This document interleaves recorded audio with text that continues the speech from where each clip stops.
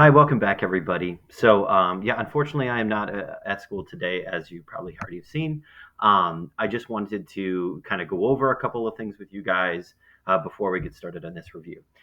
So, just as a reminder, I would really like you to be on your best behavior today. I have told the sub to write down anybody's names who are not working, who are not following directions, who are not motivated, who are not on task, and write their names down. And remember that if that is you for any reason, please don't let that be you. But if that is you for any reason, you will be getting an automatic 2 detentions from me.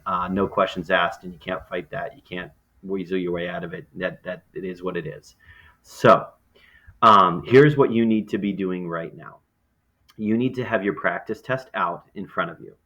And you need to be pausing every time you miss a question. I'd like everybody to watch the entire video. Even if you got a question right, even if you got it correct, I would like you to watch the video because I might say things along the way that would help you with that problem that even though you may have gotten it correct in your practice test, you may not understand what to do for the next problem on the test, okay? Or, who knows, maybe I'll give you pointers throughout the way. All right, so also make sure you have a separate sheet of paper out, okay? Make sure you have a separate sheet of paper out because I'm going to, if I'm going through and I'm like, man, we could really use another one of those, I might add in another additional problem from that, okay? So have a separate piece of paper out, have your practice test out. Make sure you submitted your practice test. I will be checking that online, so make sure you submit your practice test as soon as you get it all completed and corrected. All right, here we go. Okay, number one here. Find the domain and range and then tell whether the graph represents a function. All right, so now remember that whenever we have a domain and range and we've got a graph of this continuous function from, x value here to x value here, that the domain is written as an inequality, right? And the range is written as an inequality as well. But in this case, the y is in the middle. Okay, so domain and range, whenever you're given a graph, should be written like this. Sometimes, if I had written the domain of this, the domain down here, that would be when I would like list out every single element of the domain. But if I've given a graph like what I have in number one, that's when I write it as an inequality. Okay, so let's get to it. Where does it go on the left side? Well, it looks like it goes all the way down to -4. And as far on the right side, looks like it stops at +5. Okay, there we go. Now, looking at the range, remember range is bottom to top, domain is left to right, and range is bottom to top. Okay, top, not tot. Got tater tots in the brain. Maybe I'm hungry. Okay, so down low, how far low does this go? Looks like it goes to -3. And how far high up does this go? Looks like it goes to +5. You may be thinking to yourself, well, it stops over here. That's okay. It still goes down below over here. So you got to think about it at all points along the graph. All right, determine whether the function, I forgot, does the graph represent a function? Remember, what does this pass? This passes the vertical line test. So we say, yes, it is a function. And if I were to be asked for an explanation, I would say that it passes the VLT, okay? All right, so let's take a look here. Determine whether the relation is a function. Now, when I give you coordinates, it's very easy to see if it's on a graph. Just see if it passes the VLT. If I see coordinates like this, I've got to check for double upped x values. Like, for example, -5, 8. Is there any other -5 commas? Nope. 3, 4. Is there any other 3 commas? Yes, there is another 3 comma. So I have to say, no, this is not a function. And the explanation, you have to be specific. 3 has 2 outputs. If you'd like to say, okay, 3 has an output of 4 and -5, that's okay too. You can do that. All right, let's continue on. Numbers 3 and 4 up here. The higher the temperature, the more electricity an air conditioner uses. Identify the independent and dependent variable. Okay, so let's first identify the independent variable and then identify the dependent variable. Now, remember that I said if you're thinking about a situation, you want to look at, okay, if I think about what does this situation depend on, the situation depends on the independent variable, okay? So if I'm thinking about temperature and how much an air conditioner, electricity, an air conditioner uses, well, as the temperature goes up, that causes the air conditioner usage to go up, correct? So that means that the air conditioner use depends on the temperature. So the temperature is my independent variable. Temperature is independent variable.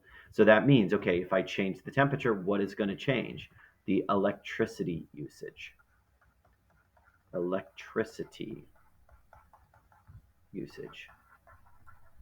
Or I would even say, like, okay, how much you pay for electricity, that's okay too. I mean, it doesn't really say anything about cost in this scenario. So I would love if you just said electricity usage, how much how much electricity the air conditioner uses, whatever you want to say there. But honestly, I'll take a lot of different things in there.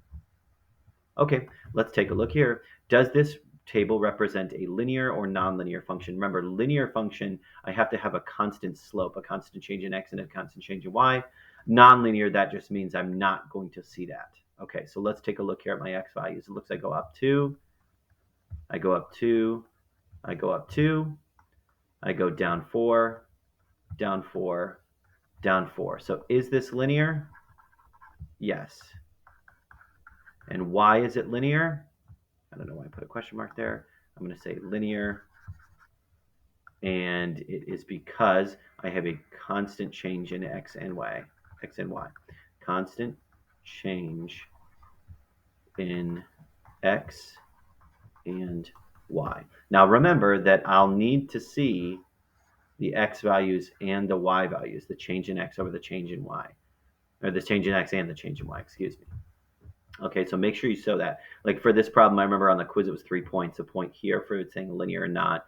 A point for your, your explanation. Then a point for your change and as well. Okay, moving right along. All right, questions straight from our quiz. What do we have here? We've got a y equals -1. Remember, y equals, that's a horizontal line. Horizontal line.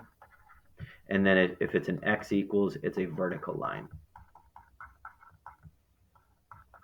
Okay, so this means that's a y equals -1. Okay, I'm not great at drawing lines with my... Okay, go Mr. Laverick. I'm not great at drawing lines with this tablet, but, apparently I'm not too bad. Let's see here. Oh, that's okay. Oh, those are some of the best lines I've drawn with this tablet. Okay, x equals 4. So what vertical line on 4, horizontal on -1. Okay, here's number 7. Given the function f of x is equal to -2x plus 9, evaluate f of -5 and f of 8. Now remember that f of -5 means that I'm going to be plugging -5 in. If I've got f of -5, that means it's -2 times -5 plus 9. Okay, so if I've got f of -5, that means it's -10 plus 9. So that means -1. Oops, I don't know what I did there. But it's -1. Okay, looks like negative exclamation point, -1. There we go. And then if I want to evaluate f of 8, that means f of 8, therefore, is -2 times 8 plus 9. Okay, now when we evaluate, f of 8 is going to be -16 plus 9. So -16 plus 9 is -7. Right, -16 plus 9. Got to check that out. 16 negative plus 9. Yeah, -7. Shouldn't second guess myself. Okay, here we go. Next problem. Oh, this one. Gotta love this one. This graph is not for this one, so I'm just gonna whoop. All right, here we go. Verizon offers a family cell phone plan which has a monthly fee and an additional charge per line. Linear function f of x is equal to 75 plus 20x represents the monthly cost of a family cell phone plan. At most, 5 lines can be on the plan. Okay. All right. Now, I think I said to you guys, change this to 75, 20, and 20x. If you had not caught that, I don't know if I said, actually, I don't remember saying first period. Maybe somebody asked me about it. But those are the values there. Okay. So interpret the following pieces of the equation. Now, if you have anything different from what I have, I would strongly encourage you to go with what I have, just because if once you start taking liberties with what to, how to interpret these things, you get more off track. So let's take a look at the 75. Now, going with the context of the problem, we've got a cell phone plan which has a monthly fee plus an additional charge per line. This is the monthly fee, $75 monthly fee. That's my monthly charge to have the plan, whatever my plan is, unlimited or 10 gigs or 5 gigs or whatever. Okay, $75 monthly fee. But then it's $20 per line. Okay, there's $20 per line. That's what the 20 represents. Now, if I take 20x, because x represents the amount of cell phone lines that I have, 20x represents the cost for the phone lines. Okay, total cost for the phone lines. Okay, total cost for the phone lines. Okay, just the lines. Total cost for just the lines. Now let's identify whether this domain is discrete or continuous. Think about this. If I want to ask whether it's discrete or continuous, can I have any decimal values? Can I purchase 1.5 plans? Can I purchase negative plans? Can I purchase decimal amounts of plans? No. So therefore, I say that this is discrete. Okay. And for the reason why, only whole values of plans can be purchased.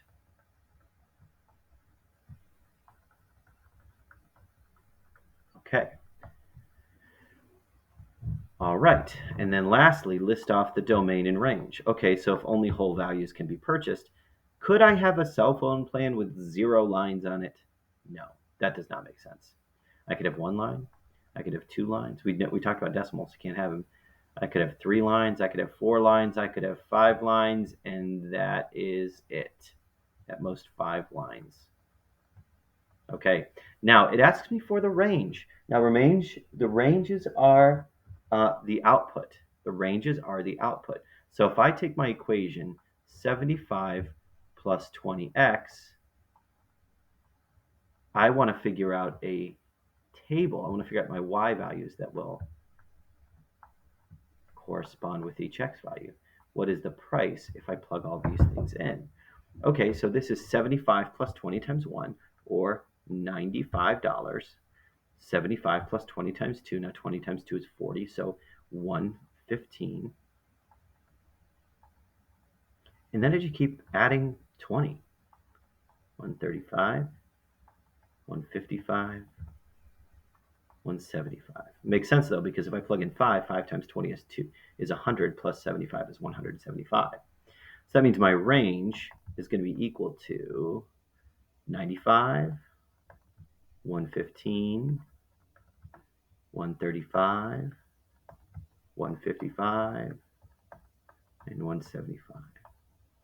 Those are my values. It's very important to understand that a lot of people didn't know what to do with this on the quiz. What is the range of the function? You have to make a table to find your range. Figure out what the y values actually are. What are the output values to the function, and that is the range values. Okay. All right, let's keep it moving. Given the equation, identify the x and the y intercepts. Oh, so nice. I give you the exact standard form that you need. All you need to do is say 12x is equal to 36. I divide by 12. I get x is equal to 3. So that is 3, 0. okay? And then I say negative 9y is equal to 36. I divide by negative 9, and I get y is equal to negative 4. 0, comma, negative 4. Okay, I'm asked to graph it, so let me grab a graph real quick. I think I gave you, oh, that's right, I think I gave you the 10 by 10, so I'll just put the 10 by 10 here. Let me move it down just a hair, though. We'll put it right underneath here. So we've got a 3, comma 0, which the 3, comma 0 is going to be right here. And then the 0, comma negative 4 is going to be right here. Now, remember, you cannot just connect your lines. That's not okay. You can't do that. You have to run all the way through, go all the way through the coordinates. Arrows on the end and everything, okay? All right, let's take a look here. Given 2 points, identify the slope, and be sure to write the slope as a reduced fraction. We are actually going to be writing this on the quiz, but make sure that your slopes are in a reduced fraction. The reason I'm bringing that up is because I had a lot of people write the slope as a coordinate, and we know slope is not a coordinate. All right, remember the slope formula is y2 minus y1 over x2 minus x1. Now, what does that mean? That means the second y minus the first y. So if I'm looking here at part A, I'm going to take 6 minus 8, and I'm going to divide that by 4. And then watch out here. This is minus negative 2. Tripped a lot of people up on the quiz. 6 minus 8 is negative 2. 4 minus negative 2, that's like 4 plus 2 is a positive 6. So therefore, negative 2 over 6 is a negative 1/3. That is my slope, not 1 comma 3. That's my slope there. Okay, let's take a look again.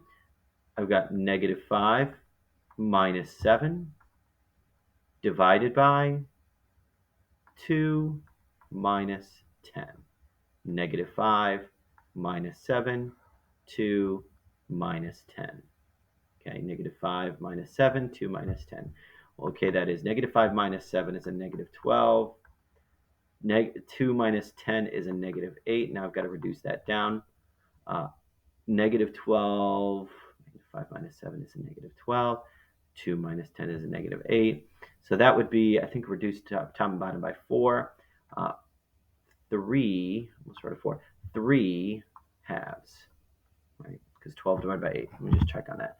12 divided by 8 is at 1.5. Yeah. Now, can I write my slope as 1.5? No. You've got to leave it as 3 over 2. No, please don't write it as 1 1/2 either. And then my last one here for part C. Put this one in green. 3 minus 11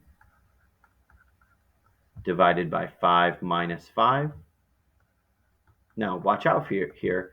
Negative 8 over 0. What happens when I divide by 0? You even think about it. Like, look, if I brought up my calculator and I said 8 divided by 0, you cannot divide. Look, my calculator even says you cannot divide by 0 because it is undefined. Okay?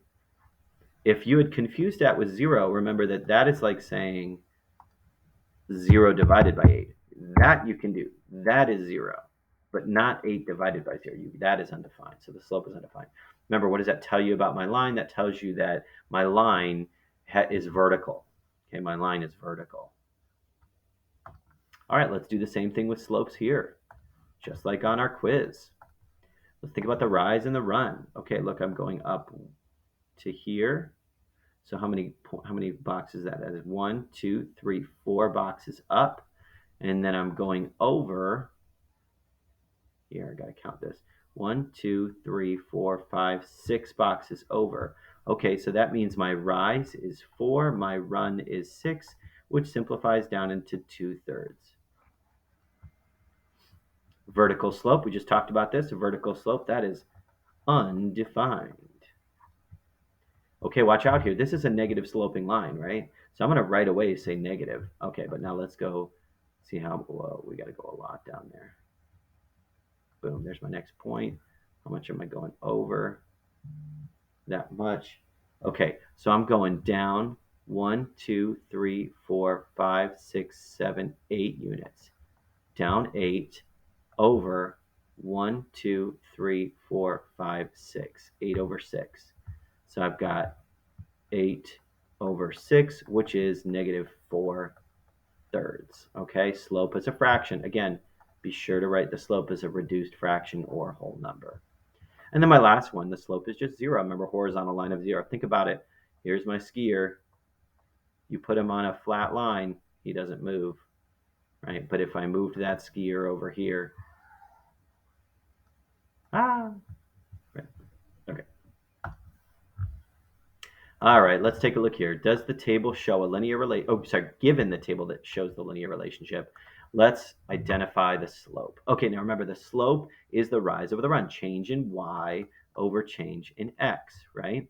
So that means I've got a, how much am I going up here? I'm going up 5, up 5, up 5, and then I'm going down 2, down 2, down 2. So my slope is going to be -2 over 5. And there it is. No reducing needed. Okay, for my next one here, y equals mx plus b, right? How many more problems do I have? Okay, perfect. Just a couple more. Slope intercept. So remember that I could write y equals mx plus b right underneath it. Here is my m. Here is my b. So let's identify what they are.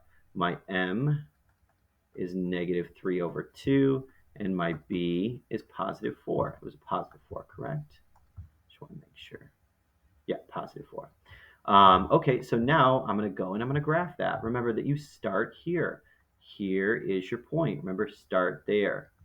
Start with your b value, your y-intercept. And now I'm going to go down 3, right 2. Now remember, this is a negatively sloping line, so I'm going to go down 1, 2, 3, 1, 2, 3, right 1, 2.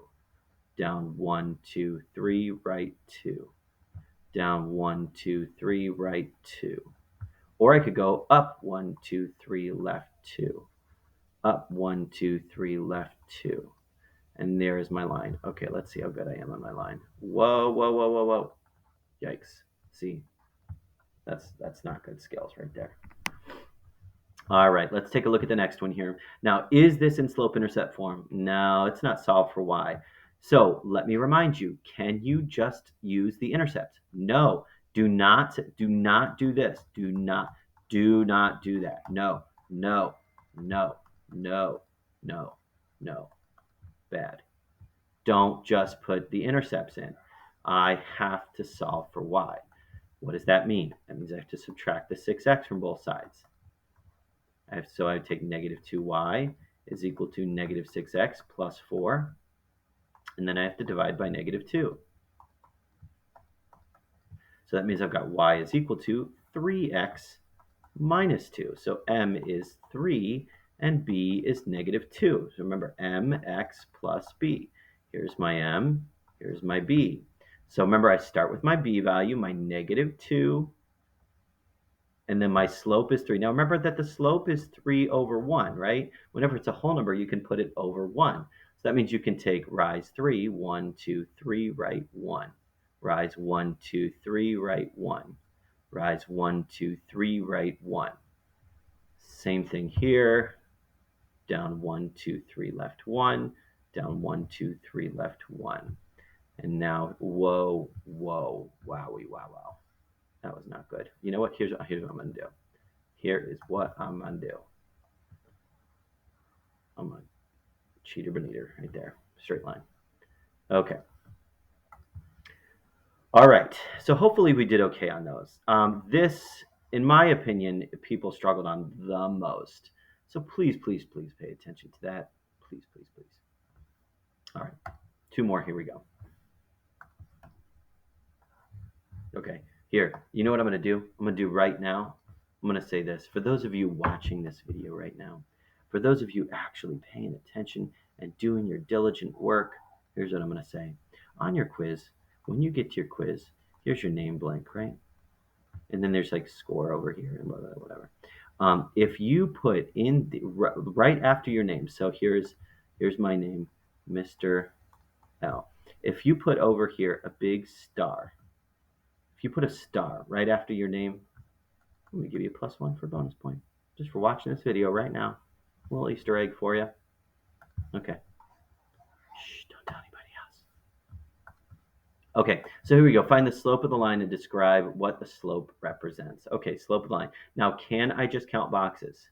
No, I cannot just count boxes, mainly because it doesn't go up by a constant amount. Or, I mean, it does go up by a constant amount, but it doesn't. The boxes aren't a level amount. Like this is going up by fives and this is going up by one, so I can't do that. And they're not at nice spots either. Okay, so that just means my slope has got to do the rise, or I'm sorry, the y2 minus y1 over x2 minus x1. So y2 minus y1 divided by x2 minus x1. 21 minus 13, 4 minus 2. So 21 minus 13 is 8. 4 minus 2 is 2. So my slope is 4. Now, what does the slope represent?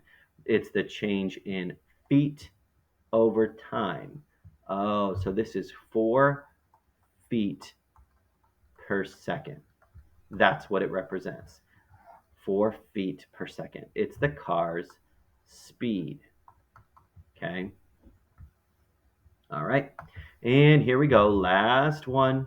You have a budget of $240 to make shirts for the math club. This is actually one of the homework problems ripped right out of the homework assignments. I know it would be really fun to create math shirts, but maybe someday. The equation 8x plus 12y is equal to 240 models the total cost. What is the where x is the number shortly sleeved and y is the number long sleeved? Graph the function, find its intercepts, and what do they represent? All right, so we've got 8x plus 12y is equal to 240. Look at this. This is set up for you in intercept form, in standard form. 8x is equal to 240, so I divide by 8. So x is equal to whatever 240 divided by 8 is 30. 30. So we have 30 comma 0. We'll tell what that represents in a second. And then we're going to do the other intercept. 12y is equal to 240, where we divide by 12 each part. So y is equal to, we got 240 divided by 12. Okay, so that means I've got 0 comma 20. Now, that means for my x-intercept, that is the 30 short-sleeved. Short-sleeved. And let me move this down. Don't have enough room. And no long sleeve for $240. Okay, on the other extreme, remember the x and y intercepts are the extreme values. We can have 20 long and no, sorry for my poor handwriting, short sleeved for $240. Whoa, sorry for the poor handwriting there. Okay, so that means again, X was short sleeved, Y is the long sleeve. And now we say, okay, let's find out some values that I need. I need to go up to, let's go up by tens for every 2 blocks. 5, 10, 15, 20, 25, 30. Can we go any more than that? Can we do any better than that? Maybe we'll go 10, 20, 30 every 3 blocks. 10, 20, 30. All right. So my x-intercept is 30. My y-intercept, 20. And now I plot my line in between. Okay. And there we have it. Okay. Remember back when we had these problems in the homework, we were asking, like what was a possible scenario that could, a possible solution? Like, look here, maybe what's halfway between 10 and 20? 15. It would 15 short and 10 y values. 10 long. Would that actually equal 240? What we would have to do is take our calculator and take 8 times 15 plus 10 times 12. Oh, shoot. I'm sorry, I did that wrong. 8 times 15 plus 12 times plus. Oh, it's not doing order of operations. That's why. 8 times 15 was 120, and then 10 times 12 was 120, and then we would take 120 plus 120, that's 240, right? Basically, all that I did there was just plug that in. I know I didn't ask to do this one, but just showing you what you would do. You would do 8 times 15 plus 10 times 12, and that equaled 240, just to make sure that it checked out and it did work. So 15 short sleeve and 10 long sleeve would have been a solution as well. Okay, just showing you how to do that one, just in case you might need it. All right, so hopefully you guys all had have a good day. Hopefully, I don't feel like we need to do any extra practice problems, but make sure you study this tonight. Make sure you know all those problems. If you need to, look over some of your quizzes. If you have any other questions, please come see me tomorrow morning, and I'll talk to you guys tomorrow. See ya.